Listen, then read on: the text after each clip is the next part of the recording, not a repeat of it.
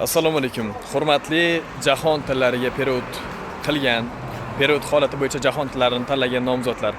Demak, bugun sizlarga jahon tillari holati bo'yicha qisqacha demak, obzor jahon tillarining xavfsizlik holati qay darajada ekanligi va umumiy shular bo'yicha ma'lumot aytib o'tamiz. Demak, jahon tillarini albatta har bir universitet kabi yetarli darajada xavfsizlik holatini himoya qilib turadigan Base Security jamoalari bu yerda o'zini vazifasini 100% mas'uliyat bilan, majburiyat bilan bajarib himoya qilib turadi. 24 ga 7. Xo'p, demak Base Security jamoalari a'zolaridan biri Shuhratbek. Assalomu alaykum. Va alaykum assalom. Yaxshimisiz? Salomatmisiz? Xo'p, hozir men period bo'yicha nomzodlar tayyorlayman. O'quvchilarimizni deyarli yarimidan ko'p qismi mana shu O'zbekiston Davlat jahon tillari universitetiga periodini hujjatini ro'yxatdan o'tkazib qo'yishgan. O'qish boshlanishidan avval universitet holati bo'yicha qisqacha obzor qilamiz. Menga o'zingiz sherik bo'lasiz. Xo'p, O'zbekiston Respublikasi Jahon tillari universiteti literaturniy filiali bo'yicha bu yerda asosiy qizlarning yotoqxonasi mavjud bo'lib, shu sababdan jangovar holatda saqlagan holda Base Security jamoasi xavfsizlik, tartib-qoida hammasiga qaraydi hamda javob beradi. demak bu hozir ikkita bo'lim, ikkita bino, yotoqxona binolari. Bu faqat boshlanishi. Aha. Bu boshlanish bu 3-chi talabalar turar joyi, 4-chi talabalar turar joyi, orqada 5-chi talabalar turar joyi, yerda 6-chi talabalar turar joyi bor. Jami bo'lib bu yerda 3000 taga yaqin qiz turadi, ya'ni istiqomat qiladi, darslarini o'z vaqtida kelib ketishi nazoratga olinadi.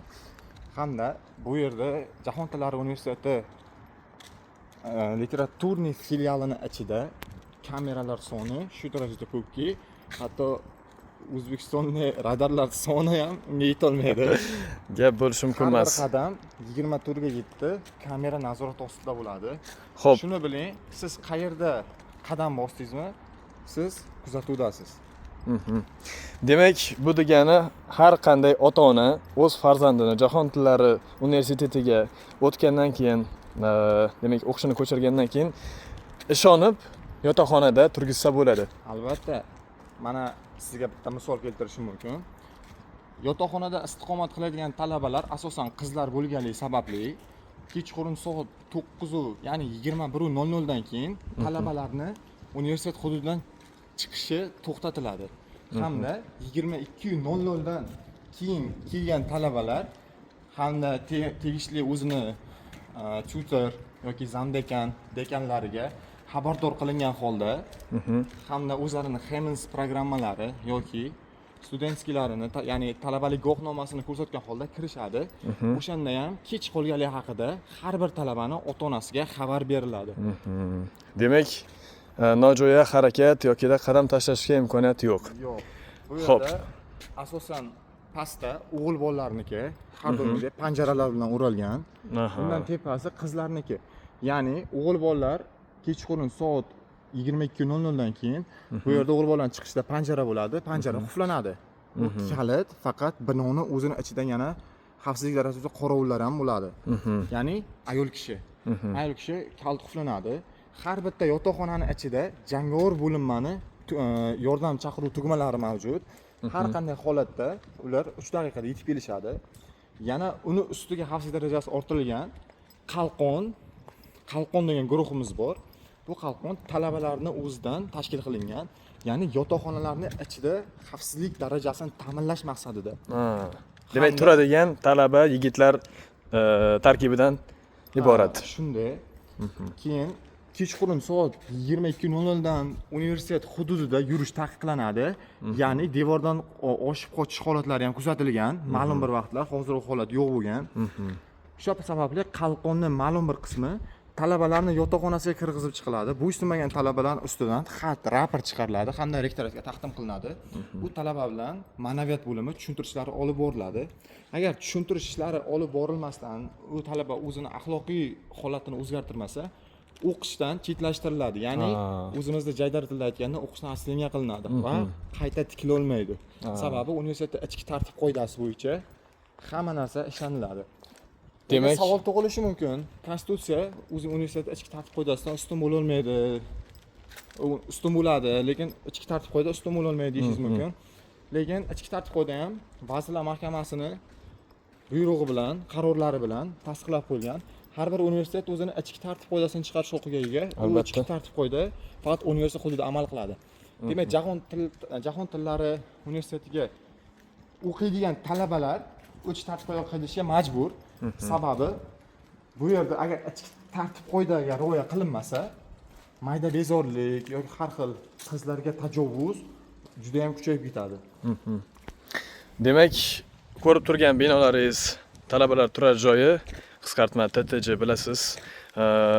Ba'zi xususiy universitetlarda ham o'zini talabalar turar joyi maxsus qurilgan. Universitetga yaqin hududda yokida qanchadir masofa holati bo'yicha bu Roman German o'quv bo'limi. Xo'p, endi har bitta yana bino, o'quv binosini ichida yana bir qorovullar bo'ladi. Har bitta binoning o'zining qorovullari bo'ladi. Bu qorovullar soat 21:00 dan keyin eshiklari qulflanadi. Mana to'g'rayimizda bizda yana qo'shimcha 3000 ta talabaga mo'ljallangan 9 etajli yotoqxona qurilmoqda. Xudo xolasa kelasi yilga bu yotoqxona bitib qolish ehtimoli bor. Juda soz. Endi jahon tillari hududida demak, o'zingiz bilganingizdek, yigitlar kam o'qiydi. Odatda bitta guruhda o'rtacha 20-25 talaba bo'ladigan bo'lsa, shundan bitta yoki ikkita, ba'zi bir guruhlarda faqat qiz bola. Umuman o'g'il bola o'qimaydigan guruhlar ham mavjud. Shunday ekan, faqat qizlar bo'lganligi uchun xavfsizlik holati qizlarni 100% himoya qilish kuchiga, mas'uliyatiga, majburiyatiga ega. Chunki bizda bu yerda o'qiyotgan qiz bola talabalar yoki yotoqxonada turadigan talabalar hammasi bizdan yoshi katta bo'lsa opamiz, o'zimiz tengi bo'lsa do'stimiz, bizdan kichik bo'lsa singlimizdek ko'riladi. Ya'ni, xo'p, bizdan kichik deganingizga yilingiz nechinchi yil? Uni sal keyinroq aytib o'taman. Hozir vaqt emas. Bo'ldi. Xo'p, demak, bu to'g'ridagi yana bir o'quv binosi Roman German fakultetini navbatdagi o'sha bu tarafdagi binoni davomi. Bu yerda fransuz tili holati bo'yicha edi, o'tgan yilgi holat bo'yicha. Demak, universitet hududida siz qay holatda bo'lishingizdan qat'iy nazar to'liq kamera ostida sizga ko'rinmagani bilan kerak bo'lsa daraxtlarga, siz ko'rmagan burchaklarga kameralar qo'yib tashlangan. Shunaqami? Xo'p, endi hurmatli perevodchi nomzodlar, bu videoni hozir ijtimoiy tarmoqqa joylaymiz. YouTube, Telegram, Instagram, umuman olganda auditoriyamiz holati o'zidan ko'ra ko'proq kuzatuvchi tomonidan tomosha qilinadi. Shu sababli video ota-onalarga ham yetib borishiga umid qilamiz va yetib boradi degan umidda bu videoni maxsus chiqaryapmiz. Xudo xohlasa, video holati bo'yicha to'liq har bir talabga javob beriladigan tartibda savollaringiz bo'lsa, agar qanaqadir universitet bo'yicha murojaatlaringiz bo'lsa, aynan mana shu best security xodimlariga bo'lgan savol bo'lsa, video kollaboratsiya qilinadi. Ya'ni bitta video ikkita demak hisob yuzasidan yuklanadi ijtimoiy tarmoqqa. To'liq qoldirib ketaverasiz. Demak, bu asosiy bino. Xo'p, bu asosiy bino holati bo'yicha ham xavfsizlik kameralari menimcha eng ko'pi shu yerda bo'lsa kerak. Bu yerda xavfsizlik darajasi eng yuqori bo'lgan hudud shu hisoblanadi. Chunki bu hududni o'zi ancha katta hamda pana joylar ko'p bo'lgani sababli. Devorlar baland. Albatta, oshib o'tolmaydi. Oshib o'tolmaydi. Oshib o'tgan taqdirda ham shunday oshgan payti orqasidan yo best security xodimlar turgan bo'ladi yoki jangovar bo'linmalarimiz turgan bo'ladi. Ma'lumot uchun aytib o'taman, hurmatli talabgorlar, hattoki har doimgi holatda sizni best security xodimlari yoki qalqon xodimlari, umuman olganda xavfsizlik holati bo'yicha javob beradigan xodimlar har kuni ko'rsa ham, har kuni tanish chehra bo'lib qolgan taqdiringizda ham siz albatta tekshirilasiz. Sababi albatta xavfsizlik birinchi o'rindagi holat. Kimdir sumkasida yoki cho'ntagida nimadir olib kirib ketishi, albatta bu hech kim kafolat bermaydi nima olib kirib ketishiga. Shu sababdan bularning mas'uliyati, majburiyati shu narsa ustida yuklatilgan, shu narsa ustiga. Demak, bu orqa tarafi ekan, universitetda. Universitet Yonboshlari 5 qavatdan iborat, asosiy o'rta 7 qavat. Yana bir narsani eslatib o'taman. Aha. Shu qism universitetdan qo'polroq qilib aytganda ojizroq qism hisoblanadi. Ha. Chunki eng oxirgi tochkasi shu yer bo'ladi. Aha. Kameralar darajasi bo'yicha mana shu yo'lakda o'zida 7 ta kamera nazorat qiladi. Qoyil, 7 ta kamera. Orqa tomondan 3 ta, yondan 2 ta, to'g'ridan bitta. Aha. Bu yerda sport zal, Aha. talabalar uchun mo'ljallangan bu ham. Hatto men e'tibor bermaganman ekan kamera 7 talik. Burchaklardagiga qaraymiz har safar. Xo'p. Yigitlar, endi yigitlar demay, qizlar uchun ham bu stadion gazoncha bemalol jismoniy tarbiya bo'ladimi? Xolos bo'sh bo'lsa kirib o'ynayverasiz, doim eshigi ochiq. Orqa taraf holati.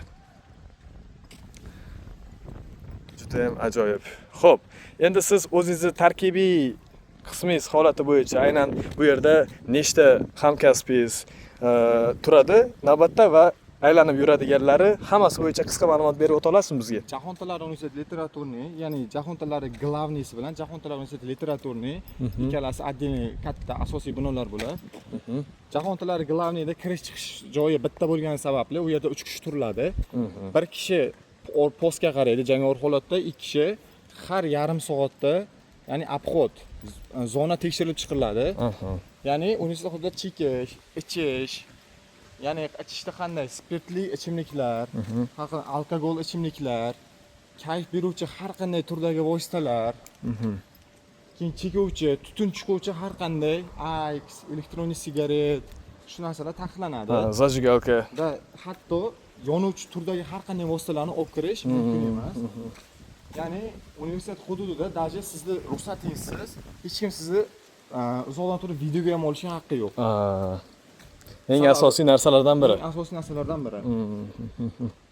Demakki, universitet hududidagi har qanday sizni qilayotgan harakatingiz, universitetda ichiga kirsangiz, u 100% ichki kameralarga, tashqari bo'lsangiz tashqi kameralarga albatta harakatingiz tushadi va bu 24 ga 7, kerak bo'lsa 24 ga 24 nazorat holatida bo'ladi. Har qanday noxush voqea, hodisa bo'lsa ham, aynan siz tufayli bo'lsa ham, sizning shaxsingiz sir tutiladi. Kim bo'lishidan qat'iy nazar. Siz masalan tamaki mahsulotlari bilan tushdingizmi, besiguris xodimlariga ma'lum bir miqdorda jarima tortiladi. 3 marta ogohlantirish olib beriladi boshida. 3 martadan keyin jarima. Ya'ni qanday? Ichki ishlar bilan hamkorlikda jarima belgilanadi jamoat tartibida, jamoat joyida tamaki mahsulotlari iste'mol qilish bo'yicha. Keyin 3 martadan keyin shtrafmi yoki-da jarima? Jarima qo'llaniladi, to'g'ridan-to'g'ri. 3 marta ogohlantirib. Keyin universitetda yana bir ichki tartib qoidasi bo'yicha to'xtalsak, ichki tartib qoidasi asosiy hisoblanadi. Biz islomiy davlat emasmiz, lekin bizning dinimiz islom, biz bir respublikamiz. Shunga qaramasdan, har bir universitetda bo'lgan singari Jahon tillari universitetida qora ro'mol bilan kelish taqiqlanadi, ya'ni och rangli ro'mollardan kiyib kelish joiz. Keyin misol o'zbek xalqi yoki yevropeyskiy har xil Qoraqalpog'iston respublikasi bor bizda. Yevropalashtirilgan holatda yuriladi ular, yevro guruhlar bor. Shunday. Ular juda ham kalta kiyib keladi. Bu narsalar, ya'ni kalta kiyish bilan qora ro'mol o'rab kelish darsga kiritilmaydi. Tushunarli. Demak, juda ochiq-sochiq kiyinish hamda qora ro'mol o'rab kelish. Aynan ro'molning qoraligimi? Faqat ro'molning qoraligi bo'ldi. Sal ochroq rang, to'q qizil ham bo'ladi. Havorang. Qoradan boshqa ranglar. Da, shunday. Tushunarli. To'q ko'k bor edi. U universitet ichki tartib qoidasi bo'yicha bekor qilindi o'zi. To'q ko'k och rangga kiritilgan. Tushunarli. Ochroq rang. Demak, hurmatli nomzodlar, ko'pchilik aytadi-da, jahon tillarida hamma xohlagan formasini kiyib yuradi, boshida ozgina 1-2 oy nazorat qiladi-da, keyin hamma xohlagan narsasini kiyib yuradi deydi. Demak, ular nima qilgan? Chuchvarani xom sanagan. Hamma forma bo'yicha qora sham, oq ko'ylak. Demak, yigitlar tartib qoidasi bo'yicha ham qisqa aytib o'ting, yigitlarimiz ham bor. Yigitlar tartib qoidalari bo'yicha soch, soqol. Qarang, soch olinib yurish kerak. Bu erkaklik maqomiga ham mos emas, sochni qalin qilib o'stirib yurish. Soch, soqol, tirnoq, hamma o'zingizning gigiyena tartib qoidalaringiz bo'yicha ishlashingiz kerak baribir. Agar soch soqol bo'lsa ham, bizdan o'tsangiz ham darsga kiritilmaysiz, ya'ni Albatta. o'zingiz tutorlaringiz, zamdekan yoki dekanlaringiz orqali Ha. nazorat qilinasiz. Keyin bizda qo'riqchilarni jangovar shayligi yuqori, har biri muddatli harbiy xizmat, ya'ni 1 oylik emas, 1 yillik armiyadan jangovar tayyorgarlik o'zlashtirilgan holatda, harbiy jang san'atini o'rgangan holatda kelinadi. Xo'p, o'sha holat bo'yicha, misol uchun Shuhratbek, o'zingizni holatingiz, jangovar holatingiz, aynan shu paytgacha qanaqa sportlar bilan shug'ullangansiz va bu yerga kelguningizga qadar boshingizdan o'tgan umumiy tajriba haqida qisqa to'xtalib o'tsangiz. Men o'zim yilimni boya so'ragandingiz, o'sha bilan qo'shib aytaman. 2006-yilda tug'ilganman. Bo'yim 1.98, vesim 95 kg. O'zim 7 yildan beri kickboks sport turi bo'yicha shug'ullanib kelaman. 2 karra respublika chempioni, to'rt karra viloyat chempioniman. 1 yillik muddatli harbiy xizmatga borganman. Klassist darajam 1-chi, ya'ni sport fizio darajam 1-o'rinda turadi har doim. Shu darajada yana kimlargadir kulgili bo'lib tuyulishi mumkin, lekin 2 ga 1 holatda amallab chiqib keta olaman. Ha, bu muammo bo'lmaydi. Har bitta nomzodni, demak, xavfsizlik holati uchun bular o'zini haligi xalq tili bilan aytganda jonini qurbon qiladigan darajada o'zidan kechib qo'yadi kerak bo'lsa. Siz bilasiz, hurmatli talabgorlar, talaba nomzodlar, Milliy gvardiya, undan tashqari mana bu davlat xavfsizlik xizmatida faoliyat yuritadigan gaylar bo'lishi mumkin, mahallalarda uchastkovoylar. Bularning hammasi albatta bizni xavfsizligimizga javob beradigan xodimlar hisoblanadi. Demak, yana qanday murojaatlar bor? Men tomonimdan sizga aytiladigan murojaatlarning yana bittasi, asosiysi, xo'p, mana shu o'tgan 1 yil holati bo'yicha, mana shu yerda ko'chganingizdan beri jinoyatlar holati bo'yicha nechta jinoyat bo'lib o'tdi? Hozirgi kunda biz kelganimizdan buyon, biz kelganimizga deyarli 1 yil bo'lib qoldi. Bu 1 yil mobaynida bu yerda bo'layotgan jinoyatlar soni Xo'p, 99% ga kamaygan. Sababi har bir talaba nazorat ostida bo'lganligi uchun. Ya'ni universitetda o'zi nazorat qilinadi, hamda bizda tashkilot tomonidan har bitta joyda o'zimizda yashirin kameralarimiz mavjud. Bu yashirin kameralar qayerdaligini biz o'zimiz ham bilmaymiz, lekin biz qayerda yurganimiz haqida axborotlar beriladi. Qaysi talaba qayerda nima ish qilyapti, ya'ni nima maqsadda kelyapti, yo begona talaba kelsa, to'g'ridan to'g'ri kiyim stili orqali yoki boshida ro'moli yoki tana tuzilishi orqali axborot beriladi, ham ushlab olib chiqib ketiladi. yana bir narsa, har qanday harbiy xizmat vakili yoki ichki ishlar xodimida psixologik holat juda ham yuqori bo'ladi, hurmatli talabgorlar. Bular bitta ko'rgan talabani esdan chiqarmaydi. Ya'ni kim mana bu yerda ko'p qizlar o'qiganligi uchun, universitetda ko'p qizlar bo'lganligi uchun, ba'zi qizlar o'zini dugonasini, qarindoshini yoki kimnidir, qiz bola o'rtog'ini olib kirib ketish holatlari kuzatilgan. Universitetda yomon maqsadda bo'lmasa kerak, universitetni ko'rsatish, o'qiyotgan joyini. Endi qanaqa maqsadi bor, bu narsa o'zini ko'nglidan o'tgan narsa, lekin asosiy holatda qizlaru tekshirmaydi, o'tkazib yuboradi deb o'ylaydi. Lekin bu holat bo'yicha nima? Qanaqa holat bor? Qizlarni tekshirish holati bo'yicha bizda ayol xodimlarimiz bor. Qizlarni tintuv qilinadi, ya'ni o'g'il bolalar tintuv qiladi, ya'ni Sumka, chekadigan, boya taqiqlangan narsalar bo'yicha olinadi, qaytarib berilmaydi. Qachon qaytarib beriladi? 102 orqali akt qilingan holda jamoat tartib qoidalarini buzish, mezonlarini buzganlik sababli to'g'ri deyarli kattakon o'rtacha bazaviy hisoblash miqdorini yarim baravardan 1,5 baravargacha. Xo'p. Shuhratbek, yana bir hammani qiziqtirgan savollardan bittasi, qarang. Hozir ochiqchasiga muloqot qilyapmiz siz bilan. Oldindan tayyorgarlik bo'lgani yo'q. Demak, meni aytgan narsam, mana balog'at yoshidagi qizlar 1-chi, 2-chi, 3-chi kurs holati bo'yicha, 4-chi kurs holatidan bizni perevodchilar 4-chi kursdan qila olmaydi. Oxirgisi 3 holati bo'yicha. Endi bu narsani ochiq oydan aytamiz. Ketidan demak kimdir deganda yigitlar holati o'zi xohlasa-yu xohlamasa o'ralashib, ketidan yurib, ta'qib qilib, umuman olganda o'sha qizni tinch qo'ymaslik holatlari kuzatilgan. Qiz xohlaydimi, xohlamaydimi, o'shanday holatda agar sizni haqiqatan tinch qo'ymayotgan bo'lsa, albatta Best Security xodimlariga siz bemalol murojaat qilishingiz mumkin. O'sha yigit agar shu universitetgacha kelsa, agar universitetga hududigacha kirib kelmoqchi bo'lsa yoki harakat, urinish bo'ladigan bo'lsa, Best Security xodimlari tomonidan ushlanadi. Ya'ni u shu yerda mahallasida bolasi bo'ladimi yoki Toshkent viloyatida kattakon ukalari bo'ladimi, onalariga ukalardek bo'ladimi, buni ahamiyati yo'q. Ya'ni agar u bolani ichki tartib-qoidaga bo'ysunmasa, begona kirish taqiqlanadi. Agar yaqin qarindoshi kattaroq lavozimda ishlayotgan bo'lsa ham buni foydasi yo'q. Sababi hozirgi kunda 2026-yildan boshlab prezidentimizning qarorlari bilan o'z lavozimini suiiste'mol qilish degan narsa bor.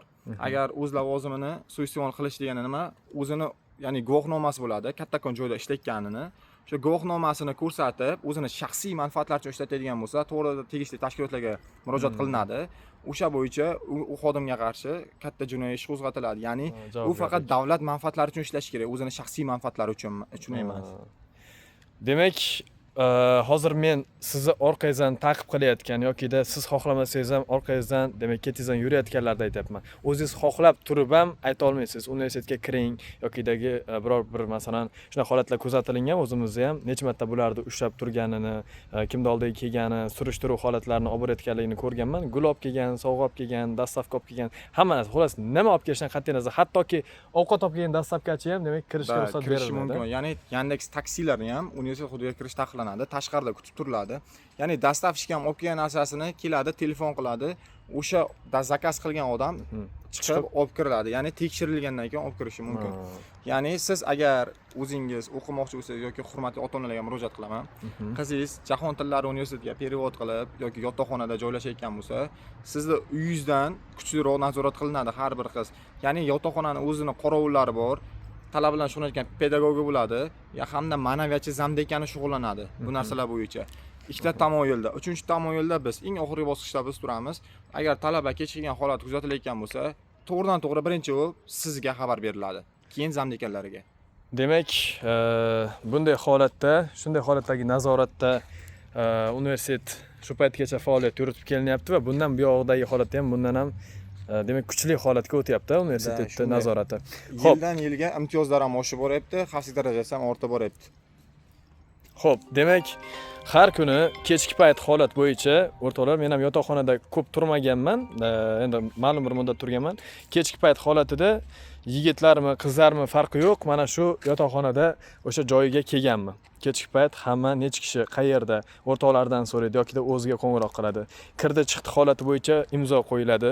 Nechida keldi, nechida ketdi, chiqib ketyapti, qayerga, nima maqsadda, nima sababda. Hattoki uyiga borsa ham viloyatga yoki birorta mana shu Toshkentda ba'zi birlarning qarindoshi bor, shularga borgan taqdirda ham ular aytib chiqib ketadi tarbiyachilarga. Ariza yozgan holatda dekani qo'l qo'ygandan keyin bizga u arizani asl nusxasini ko'rsatgandan keyin zamdekani bilan aniqlik kiritganimizdan keyin u talaba qo'yib yuboriladi viloyatiga. To'g'ridan to'g'ri chiqib keta olmaydi. Ya'ni agar siz u chiqib ketayotgan bo'lsa, to'g'ridan to'g'ri sizga xabar beriladi, farzandingiz chiqib ketayotgani to'g'risida.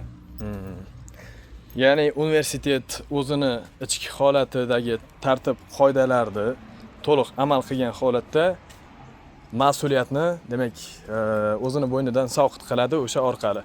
Keyin tashqariga chiqqandan keyin qanaqadir jinoyat yoki noxushlik bo'lgan taqdirda universitet u narsaga javob bermaydi. Chunki talaba demak ota-onasiga xabar qilingan holatda va o'sha imzo qo'yilib ariza holati bilan chiqib ketgandan keyin demak o'zini har qanday holatdagi vaziyatiga o'zi javob beradi. To'g'rimi? Albatta. Xo'p, demak o'rtoqlar, bu video albatta jahon tillariga perevod qilmoqchi bo'lgan nomzodlar uchun, nomzodlarning ota-onalari uchun maxsus bo'ldi. Sizga katta rahmat. Xohlasa bundan ham yuqori lavozimlarda, bundan ham yuqori mas'uliyatlarni xalq xizmatida bo'yningizga olib, demak xizmat vazifangizni o'tash nasib qilsin. Xudo xolasa bu yog'iga biz perevodchilarimizni bemalol sizlarni xavfsizlik xizmat vakolatlariga ishongan holatda topshira olamiz. Albatta. Demak, o'rtoqlar, hammaga omad. Xudo xohlasa o'tgan yil 18-19 kunlari perevod imtihonlari bo'lib o'tgan viloyatlar kesimida, umuman O'zbekiston bo'yicha. Bu yil ham shunday holatda bo'ladi, uzog'i 20 gacha. Siz jahon tillarida ekansiz, o'zingizni bemalol xavfsizman deb his qilavering. Nafaqat yotoqxonada turganlar uchun, balki umuman dars holatida kirgandan chiqquncha 100% Xudo xohlasa avvalambor saqlovchi yaratgan, bular esa sababchi holatga javob beradi. Video ijtimoiy tarmoqqa qo'yiladi. Izohlaringizni kutib qolamiz kollaboratsiya holatida. Rahmat.